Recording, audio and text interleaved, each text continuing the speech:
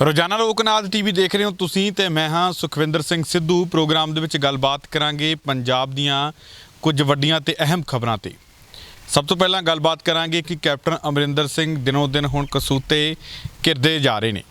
ਦੱਸ ਦਈਏ ਕਿ ਨਵਜੋਤ ਸਿੰਘ ਸਿੱਧੂ, ਰਵਨੀਤ ਸਿੰਘ ਬਿੱਟੂ, ਪ੍ਰਤਾਪ ਸਿੰਘ ਬਾਜਵਾ ਦੇ ਵੱਲੋਂ ਆਪਣੀ ਹੀ ਸਰਕਾਰ ਤੇ ਸਵਾਲ ਚੁੱਕੇ ਜਾਣ ਤੋਂ ਬਾਅਦ ਹੁਣ ਕੈਪਟਨ ਸਰਕਾਰ ਦੇ ਸੀਨੀਅਰ ਮੰਤਰੀ ਸੁਖਜਿੰਦਰ ਸਿੰਘ ਰੰਧਾਵਾ ਨੇ ਵੀ ਆਪਣੀ ਹੀ ਸਰਕਾਰ ਤੇ ਸਵਾਲ ਚੁੱਕੇ ਨੇ। ਕੀ ਕੁਝ ਬੋਲੇ ਨੇ ਸੁਖਜਿੰਦਰ ਸਿੰਘ ਰੰਧਾਵਾ, ਇਹਦੇ ਤੇ ਵੀ ਗੱਲਬਾਤ ਕਰਾਂਗੇ।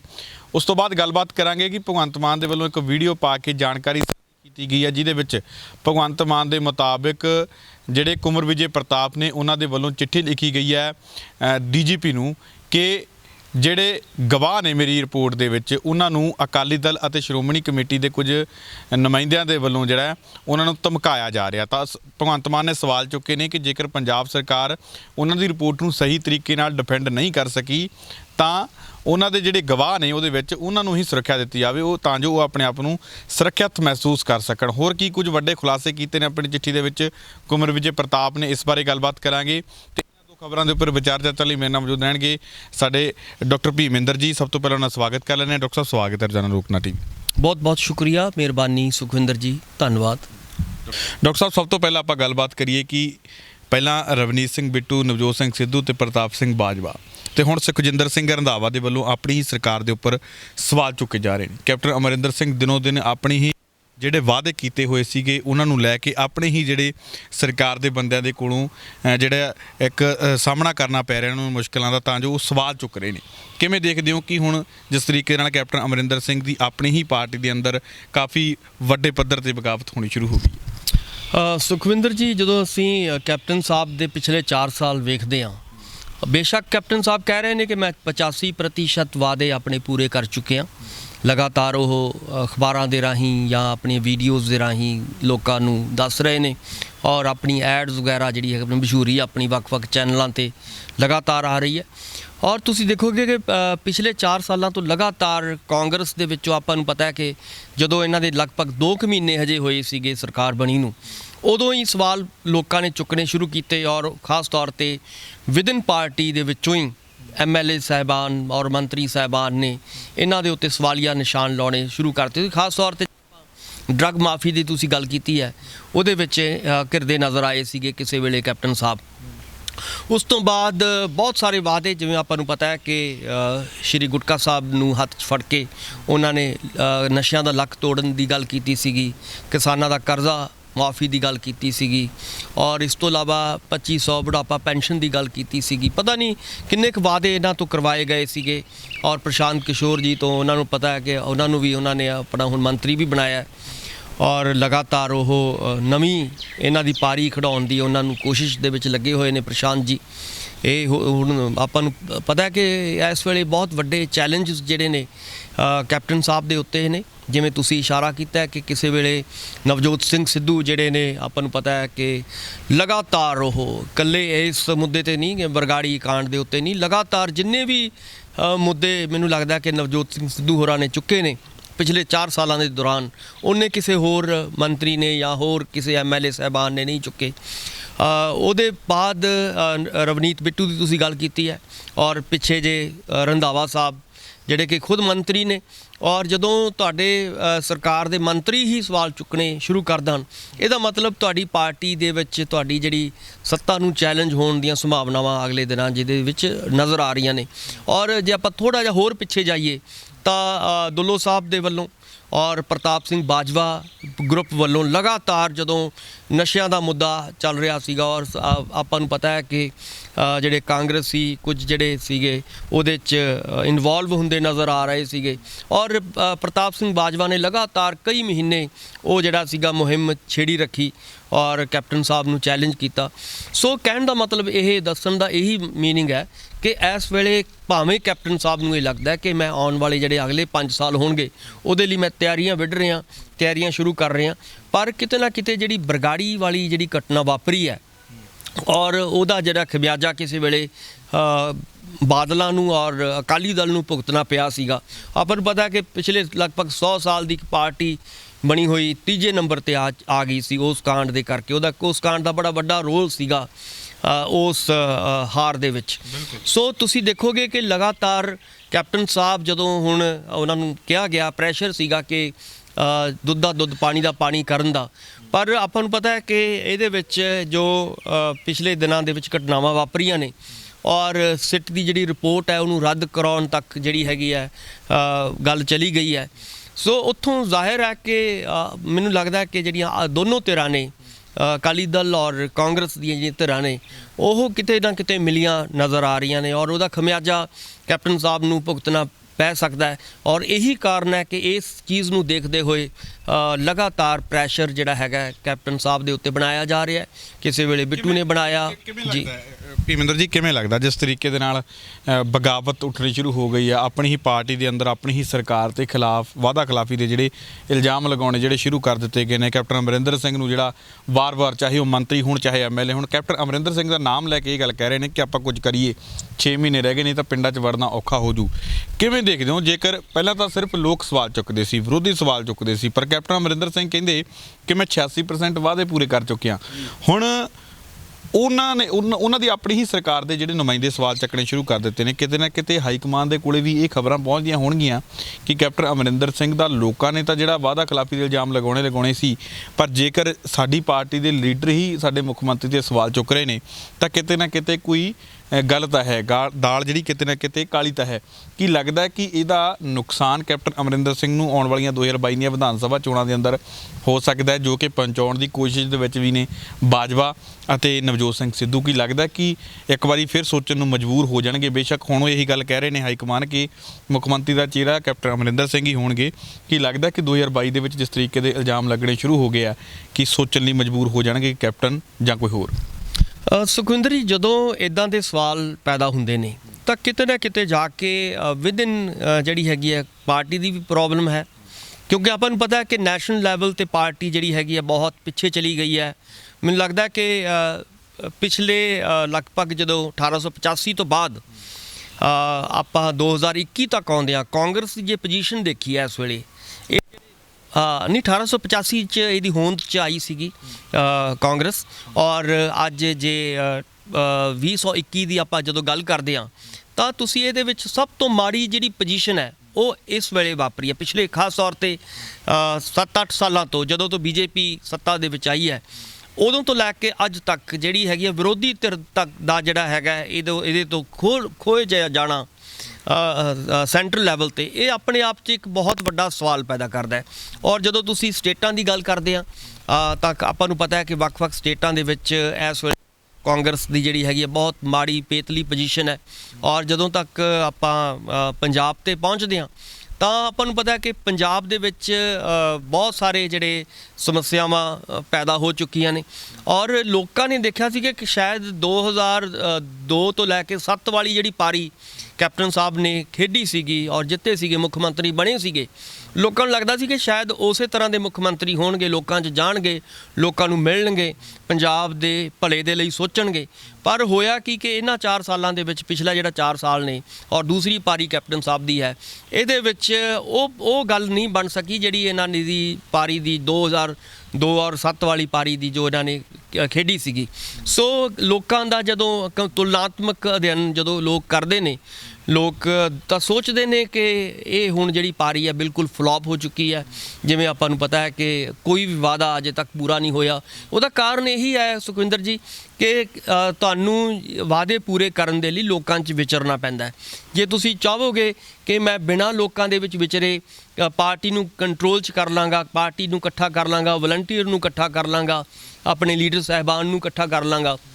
ਤਾਂ ਇਹ ਸੰਭਵ ਨਹੀਂ ਹੁੰਦਾ। ਜੇ ਤੁਸੀਂ ਉੱਪਰ ਪਹਾੜਾਂ 'ਚ ਬੈਠ ਕੇ ਜਾਂ ਆਪਣੇ ਮਹਿਲਾਂ 'ਚ ਬੈਠ ਕੇ ਤੁਸੀਂ ਚਾਹੋਗੇ ਕਿ ਮੈਂ ਪੰਜਾਬ ਦੀਆਂ ਸਮੱਸਿਆਵਾਂ ਦਾ ਹੱਲ ਬੈਠਾ ਹੀ ਕਰ ਦਾਂਗਾ ਔਰ ਖ਼ਾਸ ਤੌਰ 'ਤੇ ਮੈਂ ਅਥਾਰਟੀ ਦੇ ਰਾਹੀਂ ਜਾਂ ਜਿਹੜੀ ਆਫੀਸਰ ਸਾਹਿਬਾਨ ਨੇ ਉਹਨਾਂ ਦੇ ਰਾਹੀਂ ਮੈਂ ਸਾਰਾ ਚੀਜ਼ਾਂ ਨੂੰ ਕੰਟਰੋਲ ਕਰ ਲਾਂਗਾ, ਇਹ ਸੰਭਵ ਨਹੀਂ ਹੁੰਦਾ। ਤੁਹਾਨੂੰ ਆਪਣੀ ਚੰਗੀ ਪਾਰੀ ਖੇਡਣ ਦੇ ਲਈ ਸਿਆਸਤ ਦੇ ਵਿੱਚ ਲੋਕਾਂ ਦੇ ਵਿੱਚ ਜਾਣਾ ਹੀ ਪੈਂਦਾ ਹੈ। ਸੋ ਬਿਨਾਂ ਗਏ ਤੋਂ ਤੁਸੀਂ ਤੁਹਾਡੀ ਜਿਹੜੀ ਹੈਗੀ ਹੈ ਪਕੜ ਪਾਰਟੀ ਦੇ ਵੀ ਮਜ਼ਬੂਤ ਨਹੀਂ ਹੁੰਦੀ ਔਰ ਆਪਣੇ ਲੀਡਰਾਂ ਦੇ ਵਿੱਚ ਵੀ ਮਜ਼ਬੂਤ ਨਹੀਂ ਹੁੰਦੀ ਔਰ ਲੋਕਾਂ 'ਚ ਵੀ ਤੁਸੀਂ ਹੌਲੀ ਹੌਲੀ ਦੂਰ ਹੋ ਜਾਂਦੇ ਹੋ ਲੋਕਾਂ ਦੀਆਂ ਨਜ਼ਰਾਂ 'ਚੋਂ। ਸੋ ਇਸ ਕਰਕੇ ਕੈਪਟਨ ਸਾਹਿਬ ਦੀ ਦਿੱਕਤ ਵੱਡੀ ਇਹੀ ਹੈ ਕਿਉਂਕਿ ਉਹ ਵਿਚਰੇ ਨਹੀਂ ਹੈਗੇ 4 ਸਾਲ ਔਰ ਉਹਨਾਂ ਨੇ ਉੱਥੋਂ ਹੀ ਬੈਠ ਕੇ ਕੰਮ ਚਲਾਉਣ ਦੀ ਕੋਸ਼ਿਸ਼ ਕੀਤੀ। ਉਹਦੇ ਪਿੱਛੇ ਕੀ ਮਜਬੂਰੀਆਂ ਨੇ ਜਾਂ ਕੀ ਉਹਨਾਂ ਦੀਆਂ ਕਾਰਨ ਬਣੇ ਨੇ ਇਹ ਕੈਪਟਨ ਸਾਹਿਬ ਹੀ ਦੱਸ ਸਕਦੇ ਨੇ। ਪਰ ਜੇ ਆਪਾਂ ਹਕੀਕੀ ਤੌਰ ਤੇ ਪ੍ਰੈਕਟੀਕਲ ਰੂਪ ਦੇ ਵਿੱਚ 4 ਸਾਲਾਂ ਦਾ ਜਦੋਂ ਅਸੀਂ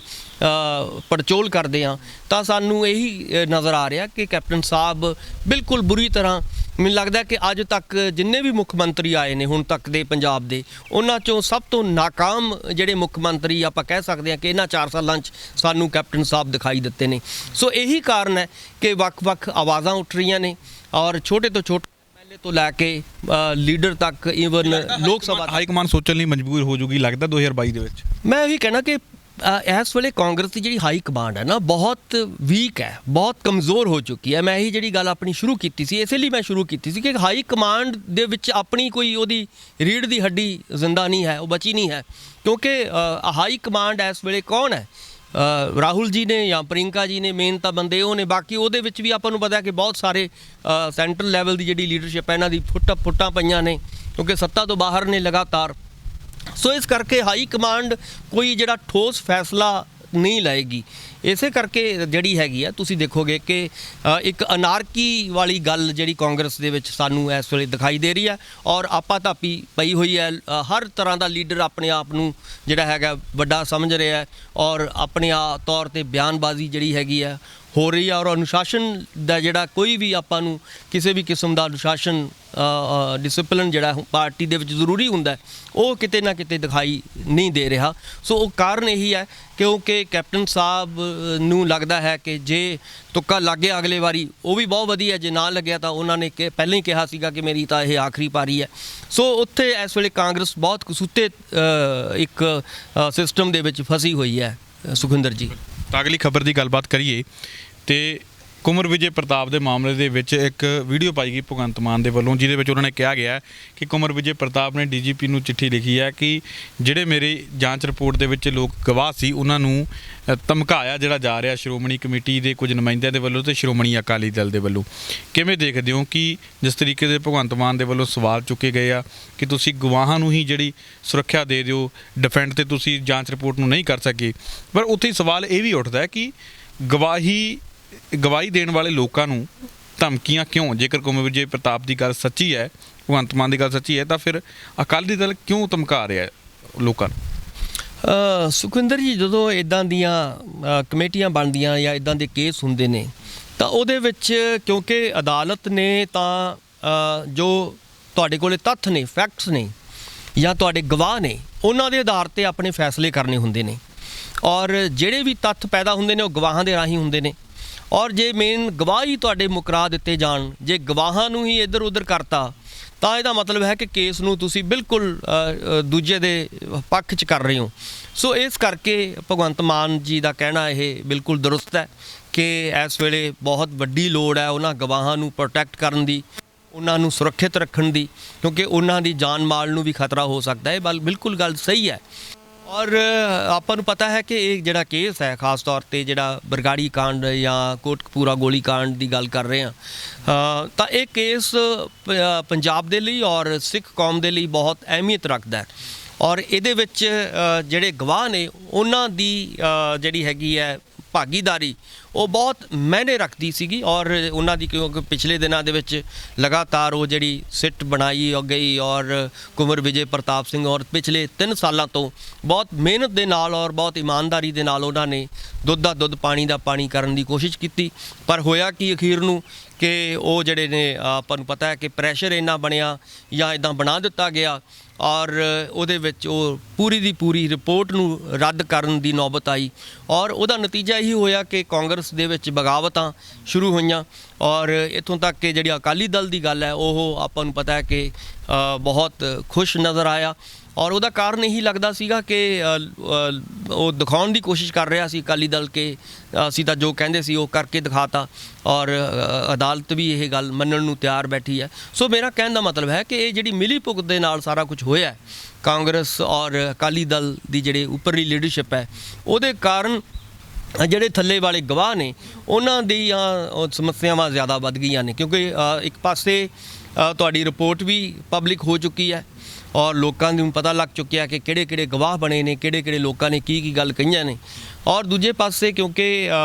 ਸਰਕਾਰ ਵੀ ਜਿਹੜੀ ਹੈਗੀ ਆ ਹੱਥ ਪਿੱਛੇ ਆਪਣੇ ਖਿੱਚ ਚੁੱਕੀ ਹੈ ਔਰ ਉਹ ਚਾਹ ਰਹੀ ਹੈ ਕਿ ਹੁਣ ਇਹਦੀ ਕੋਈ ਨਵੀਂ ਸਿੱਟ ਬਣੇਗੀ, ਫਿਰ ਉਹਦਾ ਨਵਾਂ ਨਤਾਰਾ ਹੋਏਗਾ, ਫਿਰ ਨਵੀਆਂ ਤੋਂ ਨਵੀਆਂ। ਇਹਦੇ ਬਾਰੇ ਵੀ ਜਾਂਚ ਕਰਨ ਦੀ ਲੋੜ ਹੈ ਕਿ ਜੇਕਰ ਕੁੰਵਰ ਵਿਜੇ ਪ੍ਰਤਾਪ ਦੀ ਆਪਾਂ ਮੰਨੀਏ ਤਾਂ ਕਿਹੜੇ ਉਹ ਲੋਕ ਨੇ ਜਿਹੜੇ ਗਵਾਹਾਂ ਨੂੰ ਧਮਕੀ ਦੇ ਰਹੇ ਨੇ ਤੇ ਉਹਨਾਂ ਦੇ ਪਿੱਛੇ ਧਮਕੀ ਦੇਣ ਦਾ ਕਾਰਨ ਕੀ ਹੈ, ਇਹ ਵੀ ਕੁਝ ਪਤਾ ਲਵਾਉਣ ਦੀ ਲੋੜ ਹੈ। ਦੇਖੋ ਇਹ ਤਾਂ ਸਿੱਧੀ ਬਿਲਕੁਲ ਸਪਸ਼ਟ ਗੱਲ ਇਹੀ ਹੈ ਕਿ ਉਹਦੇ ਪਿੱਛੇ ਅਕਾਲੀ ਦਲ, ਕਿਉਂਕਿ ਅਕਾਲੀ ਦਲ ਇਸ ਵੇਲੇ ਮੇਨ ਅਕਿਊਜ਼ਡ ਉਹਨਾਂ ਦਾ ਜ਼ਿੰਮੇਵਾਰ ਜਿਹੜਾ ਹੈਗਾ ਪਾਰਟੀ ਹੈ ਔਰ ਉਹਦੇ ਵਿੱਚ ਉਹਨਾਂ ਨੂੰ ਜਦੋਂ ਲੱਗਦਾ ਹੈ ਕਿ ਜਿਹੜੇ ਬੰਦੇ ਉਹਨਾਂ ਨੇ ਗਵਾਹ ਦੇ ਤੌਰ ਤੇ ਵਰਤੇ ਨੇ ਔਰ ਉਹਨਾਂ ਨੂੰ ਮੁਕਰਾਉਣ ਦੀ ਪੂਰੀ ਕੋਸ਼ਿਸ਼ ਹੋਏਗੀ। ਬਿਲਕੁਲ ਉਹਨਾਂ ਨੂੰ ਇਹੀ ਮੈਂ ਕਹਿ ਰਿਹਾ ਕਿ ਉਹਨਾਂ ਨੂੰ ਡਰ ਹੈ ਕਿ ਉਹਨਾਂ ਦੀ ਜਾਨ ਔਰ ਮਾਲ ਦੀ ਉਹਨਾਂ ਦੀ ਰੱਖਿਆ ਕਰਨੀ ਸਰਕਾਰ ਦੀ ਜ਼ਿੰਮੇਵਾਰੀ ਬਣਦੀ ਹੈ ਔਰ ਕਿਉਂਕਿ ਇਹ ਰਿਪੋਰਟ ਜਿਹੜੀ ਹੈਗੀ ਹੈ ਬਹੁਤ ਅਹਿਮ ਉਹਦਾ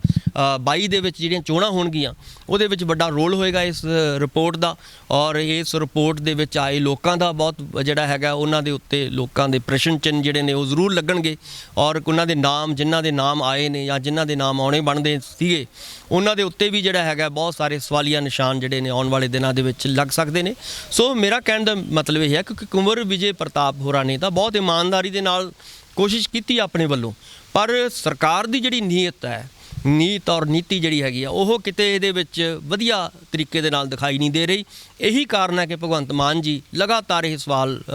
ਆਮ ਆਦਮੀ ਪਾਰਟੀ ਵਾਲੇ ਇਹੀ ਗੱਲ ਕਹਿ ਰਹੇ ਨੇ ਕਿ ਕਿਉਂ ਨਾ ਇਹ ਜਿਹੜਾ ਹੈਗਾ ਦੁੱਧ ਦਾ ਦੁੱਧ ਪਾਣੀ ਦਾ ਪਾਣੀ ਕਿਉਂ ਨਹੀਂ ਕੀਤਾ ਜਾ ਰਿਹਾ ਔਰ ਜੇ ਕੀਤਾ ਵੀ ਗਿਆ ਜਿਨ੍ਹਾਂ ਲੋਕਾਂ ਦੇ ਦੁਆਰਾ ਕੰਵਰ ਜੀ ਦੁਆਰਾ ਕੀਤਾ ਗਿਆ ਉਹਨਾਂ ਦੀ ਰਿਪੋਰਟ ਨੂੰ ਰੱਦ ਕਰਨ ਦੀ ਕੋਸ਼ਿਸ਼ ਹੋਈ ਹੈ ਔਰ ਉਹਨਾਂ ਦੇ ਨਾਲ ਸੰਬੰਧਿਤ ਜਿਹੜੇ ਵੀ ਲੋਕ ਨੇ ਉਸ ਰਿਪੋਰਟ ਦੇ ਵਿੱਚ ਜਿਹੜੇ ਸ਼ਾਮਲ ਗਵਾਹਾਂ ਦੇ ਤੌਰ ਤੇ ਪੇਸ਼ ਕੀਤੇ ਨੇ ਉਹਨਾਂ ਨੂੰ ਕਿਤੇ ਨਾ ਕਿਤੇ ਡਰਾਉਣ ਧਮਕਾਉਣ ਦੀ ਜਿਹੜੀ ਗੱਲ ਹੈ ਉਹ ਲਗਾਤਾਰ ਹੋ ਰਹੀ ਹੈ। ਪਹਿਲਾਂ ਵੀ ਹੋ ਰਹੀ ਸੀਗੀ, ਪਹਿਲਾਂ ਵੀ ਕੀਤਾ, ਪਿਛਲੇ ਜਦੋਂ ਤੋਂ ਇਹ ਘਟਨਾਵਾਂ ਵਾਪਰੀਆਂ ਨੇ 2015 ਤੋਂ ਬਾਅਦ ਲਗਾਤਾਰ ਆਪਾਂ ਨੂੰ ਪਤਾ ਹੈ ਕਿ ਜਿਹੜੇ ਉਹਨਾਂ ਦੇ ਤੱਥ ਸੀਗੇ, ਫੈਕਟ ਸੀਗੇ, ਉਹਨਾਂ ਨੂੰ ਤੋੜ ਮਰੋੜਨ ਦੀ ਕੋਸ਼ਿਸ਼ ਕੀਤੀ ਗਈ ਔਰ ਵੱਖ-ਵੱਖ ਸਿੱਟਾਂ ਦਾ ਮਤਲਬ ਇਹੀ ਹੁੰਦਾ ਜਦੋਂ ਵੱਖ-ਵੱਖ ਕਮਿਸ਼ਨ ਬਣਨ, ਵੱਖ-ਵੱਖ ਸਿੱਟਾਂ ਬਣਨ ਤਾਂ ਇਹਦਾ ਮਤਲਬ ਹੈ ਕਿ ਤੁਸੀਂ ਤੱਥਾਂ ਨੂੰ ਤੋੜ ਮਰੋੜ ਕੇ ਪੇਸ਼ ਕਰਨ ਦਾ ਜਿਹੜਾ ਹੈਗਾ ਤਰੀਕਾ ਅਪਣਾ ਰਹੇ ਹੋ। ਸੋ ਇਸ ਕਰਕੇ ਸਰਕਾਰਾਂ ਲਗਾਤਾਰ ਕਰ ਰਹੀਆਂ ਨੇ ਔਰ 84 ਦੇ ਦੰਗਿਆਂ ਦੇ ਵਿੱਚ ਮੈਂ ਪਹਿਲਾਂ ਵੀ ਗੱਲ ਕਹੀ ਸੀ ਕਿ 84 ਦੇ ਦੰਗਿਆਂ ਨੂੰ ਅੱਜ ਕੱਲ੍ਹ ਲਗਭਗ 40 ਸਾਲ ਹੋ ਚੁੱਕੇ ਨੇ, 40 ਸਾਲ ਤੋਂ ਨੇੜੇ ਤੇੜੇ ਹੋ ਚੁੱਕੇ ਨੇ, ਅੱਜ ਤੱਕ ਉਹਨਾਂ ਨੂੰ ਲੋਕਾਂ ਨੂੰ ਇਨਸਾਫ ਨਹੀਂ ਮਿਲਿਆ। ਸੋ ਜਦੋਂ ਅਸੀਂ ਇੱਦਾਂ ਦੀਆਂ ਗੱਲਾਂ ਇੱਦਾਂ ਦੇ ਜਦੋਂ ਸਿੱਟਾਂ ਬਣਨੀਆਂ ਸ਼ੁਰੂ ਹੋ ਜਾਣ, ਕਮਿਸ਼ਨ ਬਣਨੇ ਸ਼ੁਰੂ ਹੋ ਜਾਣ, ਇਹਦਾ ਮਤਲਬ ਇਹ ਹੈ ਕਿ ਪਾਣੀ 'ਚ ਮਧਾਣੀ ਪੈ ਚੁੱਕੀ ਹੈ। ਸੋ ਉਹਦੇ 'ਚੋਂ ਨਿਕਲਣਾ ਕੁਛ ਨਹੀਂ, ਜਿਵੇਂ ਹੁਣ ਨਿਕਲ ਕੇ ਸਾਹਮਣੇ ਨਹੀਂ ਆਇਆ ਇਸੇ ਤਰ੍ਹਾਂ ਅਗਲੀਆਂ ਸਿੱਟਾਂ ਬਣਨਗੀਆਂ, ਅਗਲੇ ਹੋਰ ਕਮਿਸ਼ਨ ਬਣਨਗੇ, ਹੋਰ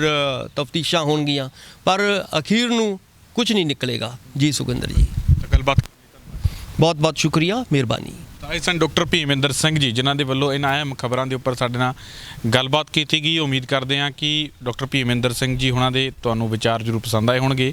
ਦੁਬਾਰਾ ਫਿਰ ਮਿਲਾਂਗੇ ਇਸੇ ਪ੍ਰੋਗਰਾਮ ਦੇ ਵਿੱਚ ਕੁਝ ਵੱਡੀਆਂ ਤੇ ਨਵੀਆਂ ਖਬਰਾਂ ਦੇ ਨਾਲ। ਤਦ ਤੱਕ ਲਈ ਦਿਓ ਇਜਾਜ਼ਤ। ਧੰਨਵਾਦ।